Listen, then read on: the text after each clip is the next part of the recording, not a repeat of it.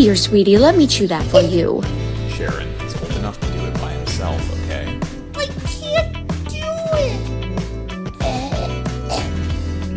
it. You're not even trying. Use the fork. Oh my god. Benjamin, we're not doing this in front of our guests, okay?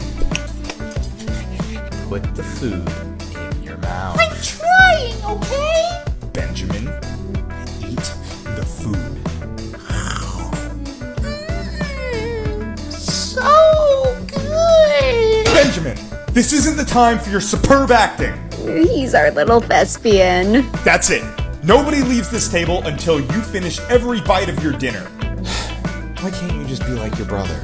I will eat the dinner, Papa.